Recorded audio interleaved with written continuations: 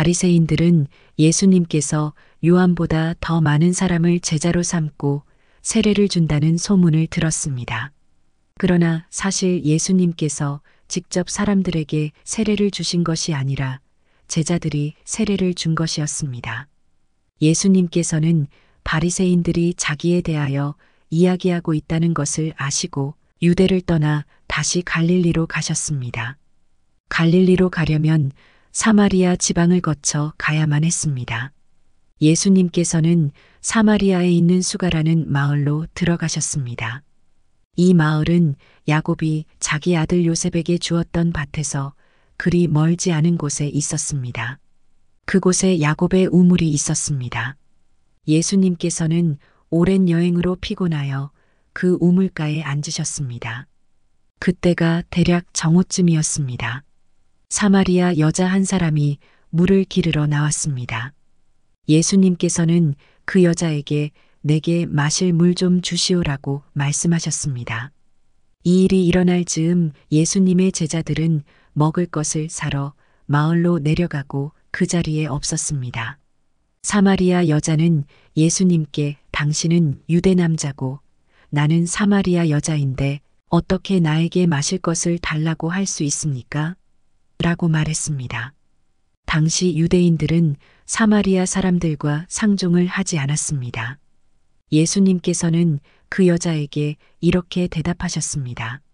당신이 하나님께서 주시는 선물이 무엇인지 또 내게 마실 것을 달라라고 말하고 있는 사람이 누구인지 알았더라면 오히려 당신이 그 사람에게 구하였을 것이고 그러면 그가 당신에게 생명의 물을 주었을 것이요.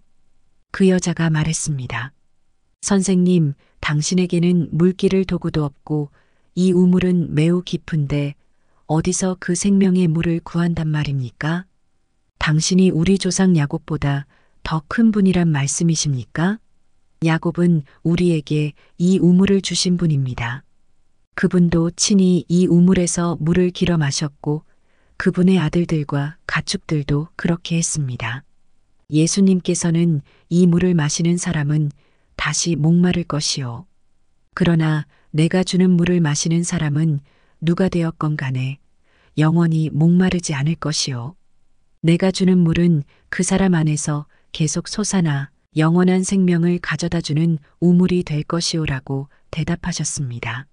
사마리아 여자는 예수님께 선생님, 저에게 그런 물을 주셔서 제가 다시는 목이 마르지 않을 뿐더러 물을 기르러 여기에 오지 않게 해주십시오라고 말했습니다. 예수님께서는 그 여자에게 가서 당신 남편을 불러 이리로 데려오시오라고 말씀하셨습니다. 그 여자는 예수님께 저는 남편이 없습니다라고 대답했습니다. 그러자 예수님께서 당신이 남편이 없다고 한 말은 맞는 말이요. 실제로 당신은 남편이 5명이나 있었고 지금 당신과 함께 사는 남자도 당신 남편이 아니요. 당신이 방금 전에 말한 것은 틀린 말이 아니었소라고 말씀하셨습니다. 그 여자는 선생님, 제가 보기에 선생님께서는 예언자이십니다. 우리의 조상들은 이 산에서 예배하였으나 유대인들은 예배할 수 있는 유일한 장소는 예루살렘에 있다고 주장합니다라고 말했습니다. 예수님께서 이렇게 말씀하셨습니다. 여인이여, 나를 믿으시오. 이 산에서도 아니고 예루살렘에서도 아닌 당신네들이 아버지께 예배할 때가 올 것이요. 사마리아 사람인 당신네들은 알지 못하는 것을 예배하나 우리 유대인들은 우리가 알고 있는 것을 예배하오. 그것은 구원이 유대인들로부터 나오기 때문이요. 그러나 참되게 예배하는 사람들이 영과 진리로 아버지께 예배할 때가 올 것인데 지금이 바로 그때요. 그리고 하나님께서는 이렇게 예배하는 사람들을 찾고 계시오. 하나님께서는 영이시기 때문에 하나님께 예배하는 사람들은 반드시 영과 진리로 예배해야만 하오. 그 여자는 그리스도라고 불리는 메시아가 오실 것이라는 사실을 알고 있습니다. 그분이 오시면 우리에게 모든 것을 설명해 주실 것입니다라고 말했습니다. 그러자 예수님께서 여자에게 말씀하셨습니다. 지금 당신과 이야기하고 있는 내가 바로 그 메시아요. 바로 그때 예수님의 제자들이 마을에서 돌아왔습니다. 그들은 예수님께서 여자와 이야기하고 있는 것을 보고 무척 놀랐습니다. 그러나 아무도 선생님, 무엇을 구하고 계십니까? 라거나 선생님, 무슨 일로 그 여자와 이야기를 하고 계십니까? 라고 묻는 사람이 없었습니다. 그 여자는 물 항아리를 버려두고 마을로 돌아가 사람들에게 말했습니다. 여러분, 이리 와서 내 과거의 일을 다 말해준 사람을 한번 보세요. 이분이 메시아가 아닐까요? 그러자 사람들이 마을에서 나와 예수님께로 왔습니다. 그 사이 제자들은 예수님께 선생님, 음식을 좀 드시지요라고 청했습니다. 그러나 예수님께서는 나에게는 너희들이 알지 못하는 먹을 음식이 있다라고 대답하셨습니다. 그러자 제자들은 자기들끼리 누가 예수님께 먹을 것을 갖다 드렸을까? 라고 말했습니다. 예수님께서 이들에게 말씀하셨습니다. 나의 음식은 나를 보내신 분의 뜻을 행하고 그분의 일을 완수하는 것이다. 너희들은 넉 달이 지나야 추수 때가 될 것이다라고 말하지 않느냐? 그러나 나는 너희에게 말한다. 눈을 들어 밭을 보아라. 이미 곡식이 익어 추수할 때가 되었다. 추수하는 사람은 벌써 추수한 대가로 품삯을 받고 영생을 위한 곡식을 추수하는 중이다. 그래서 씨를 뿌린 사람은 추수하는 사람과 함께 기뻐할 수 있게 될 것이다. 그러므로 한 사람은 씨를 뿌리고 다른 사람은 추수한다라고 하는 말은 진리이다. 나는 너희들이 직접 수고하지 않은 것을 추수하라고 너희들을 보냈다. 다른 사람들은 수고하였고 너희들은 그들이 해놓은 수고의 결실을 얻게 되었다. 그 마을에 사는 많은 사마리아 사람들은 그 여자가 그분은 내 과거의 모든 일들을 나에게 말씀해 주셨어요 라고 말한 것 때문에 예수님을 믿었습니다. 사마리아 사람들이 예수님께 그들과 함께 지내다 가시기를 청했으므로 거기서 이틀을 머무르셨습니다. 그래서 보다 많은 사람들이 예수님의 말씀을 듣고 예수님을 믿었습니다. 그들은 그 여자에게 더 이상 우리는 당신의 말 때문에 예수님을 믿는 것이 아니요. 우리가 이제는 예수님의 말씀을 직접 들었고 이분이 참으로 세상의 구세주라는 사실을 알았기 때문에 믿는 것이오라고 말했습니다. 이틀 후에 예수님께서는 그곳을 떠나 갈릴리로 가셨습니다. 전에 예수님께서는 예언자가 자기 고향에서는 존경을 받지 못한다고 직접 말씀하신 적이 있습니다. 예수님께서 갈릴리에 도착했을 때 그곳 사람들은 예수님을 환영했습니다. 왜냐하면 그 사람들은 유월절에 예루살렘에서 예수님께서 하신 모든 일들을 보았으며 또한 자신들도 유월절에 그곳에 있었기 때문입니다. 예수님께서는 갈릴리 가나를 또 방문하셨습니다. 이곳은 예수님께서 물로 포도주를 만드셨던 곳입니다. 이곳에는 높은 지위를 가진 왕의 신하 한 사람이 살고 있었습니다. 그 신하의 아들은 병에 걸려 가버나움에 있었습니다. 왕의 신하는 예수님께서 유대 지방에서 갈릴리로 오셨다는 소식을 듣고 예수님께 찾아가 가버나움으로 오셔서 자기 아들을 낫게 해달라고 간청하였습니다. 그 신하의 아들은 거의 죽기 직전에 있었습니다.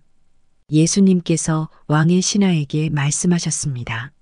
너희는 표적과 기이한 것들을 보지 않으면 전혀 믿으려 하지 않는다. 그 신하가 말했습니다. 선생님, 제 아들이 죽기 전에 가버나움으로 오십시오. 예수님께서 대답하셨습니다. 가시오. 당신 아들은 살 것이오. 그 사람은 예수님께서 자기에게 하신 말씀을 믿고 집으로 갔습니다. 그 사람은 집으로 가는 도중에 자기의 하인들을 만나 자기 아들이 살아났다는 소식을 들었습니다. 왕의 신하가 자기 아들이 낫게 된 때를 묻자 하인들은 어제 오후 1시 무렵부터 열이 떨어졌습니다라고 대답했습니다. 아이 아버지는 그때가 바로 예수님께서 당신 아들은 살 것이오라고 말씀하신 그 시각과 정확히 일치한 것을 알고 자기와 그 집의 모든 사람이 예수님을 믿었습니다. 이것은 예수님께서 유대에서 갈릴리로 오신 후 행하신 두 번째 표적이었습니다. 얼마 후 유대인의 명절이 되어 예수님께서는 예루살렘으로 올라가셨습니다. 예루살렘에 있는 양의 문 근처에 기둥 5개가 있는 연못이 있었습니다. 거기에는 히브리 말로 베데스다라고 쓰여 있었습니다. 이곳에는 병약한 사람, 앞 못 보는 사람, 걷지 못하는 사람, 다리를 저는 사람 등 많은 병자들이 누워 있었습니다. 거기에 38년 동안 병을 앓아온 한 남자가 있었습니다. 예수님께서는 그 남자가 누워 있는 것을 보시고 그가 아주 오랫동안 병을 앓아온 사람이라는 것을 아셨습니다. 그래서 그에게 물으셨습니다. 낫기를 원하시오? 병든 사람이 대답했습니다. 선생님, 물이 움직이기 시작할 때 제가 연못 안으로 들어갈 수 있게 도와주는 사람이 없습니다. 제가 물속으로 들어가려고 하면 다른 사람이 저보다 앞서서 물속으로 들어가곤 합니다. 그때 예수님께서 말씀하셨습니다. 일어나서 당신의 침상을 들고 걸어가시오. 그 즉시 그 남자는 병이 나았습니다. 그는 그의 침상을 들고 걸어가기 시작했습니다. 그런데 그날은 안식일이었습니다. 그래서 유대인들은 병이 나은 그 남자에게 이렇게 말했습니다. 오늘은 안식일이요. 안식일에 당신이 침상을 들고 가는 것은 율법을 어기는 일이요. 그러자 그 남자가 대답했습니다.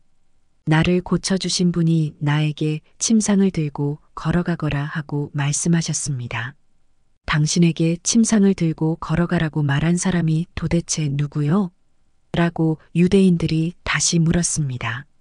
그러나 병 고침을 받은 사람은 어떤 사람이 자기를 고쳐주었는지 알 도리가 없었습니다.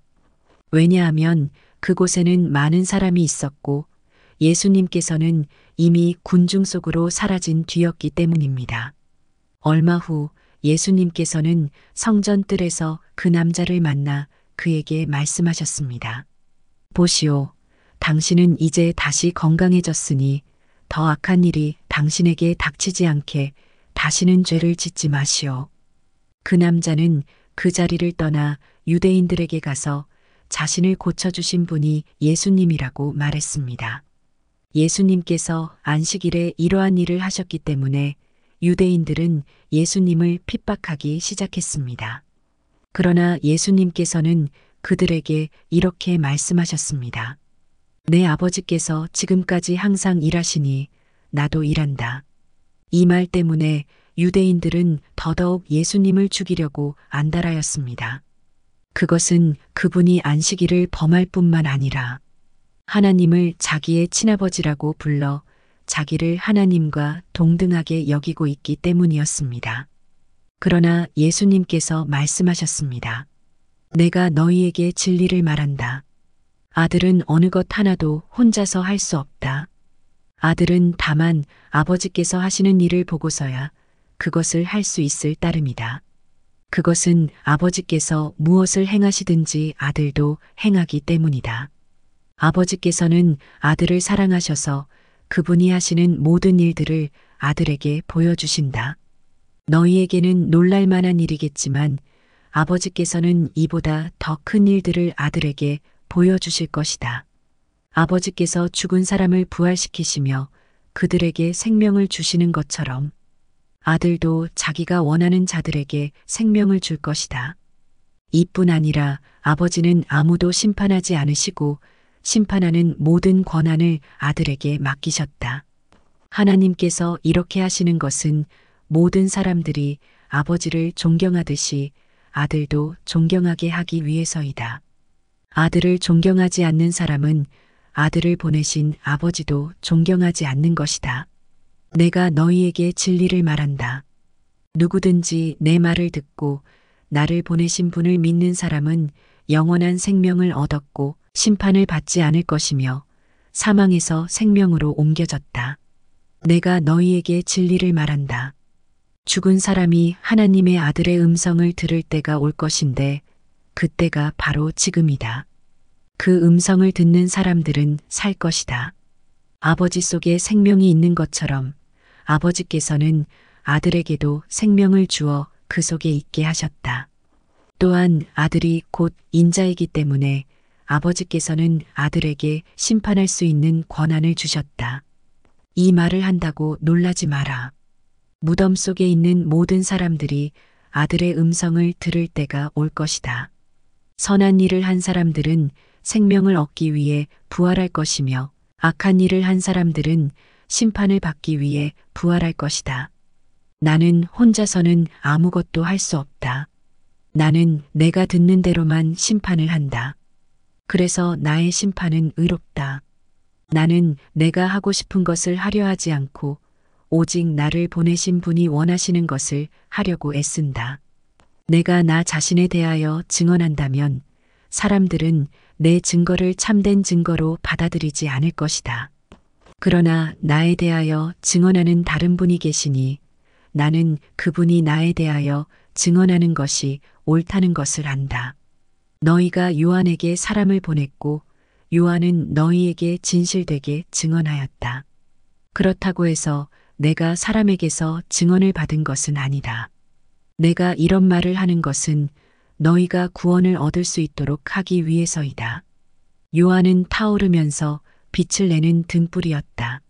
너희는 잠시 요한의 빛 가운데서 기뻐하기를 원했으나 내게는 요한의 증언보다 더 큰 증언이 있다. 아버지께서 나에게 하라고 주셨고 지금 내가 행하고 있는 일들이 아버지께서 나를 보내신 것을 증언한다. 나를 보내신 아버지께서 친히 나를 증언해 주셨다.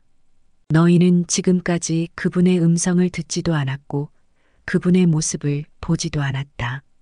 또한 너희는 아버지께서 보내신 사람을 믿지 않기 때문에 하나님의 말씀이 너희 속에 머물러 있지도 않는다. 너희는 성경에서 영생을 얻을 수 있다고 생각하여 성경을 부지런히 연구하고 있는데 바로 그 성경이 나를 증언하는 것이다. 하지만 너희는 영생을 얻기 위해 나에게 오는 것을 거절하였다. 내가 사람에게서 영광을 받으려는 것이 아니다. 나는 너희가 어떤 사람인지를 안다. 너희에게는 하나님을 사랑하는 마음이 없다. 나는 나의 아버지로부터 받은 권세를 가지고 왔으나 너희는 나를 받아들이지 않는다. 그러나 다른 사람이 자기의 권세를 가지고 온다면 너희는 그를 받아들일 것이다. 너희는 너희끼리 영광받는 것을 좋아하면서도 하나님께로부터 오는 영광을 얻는 일에는 힘을 쓰지 않으니 너희가 어떻게 나를 믿을 수 있겠느냐? 내가 아버지 앞에서 너희를 고소할 것이라고 생각하지 마라. 너희를 고소하는 사람은 바로 너희가 소망을 두고 있는 모세이다. 너희가 모세를 믿었다면 나를 믿었을 것이다. 왜냐하면 모세가 기록한 것이 나에 관한 것이기 때문이다. 너희가 모세의 글을 믿지 않는데 내가 말하는 것을 어떻게 믿을 수 있겠느냐?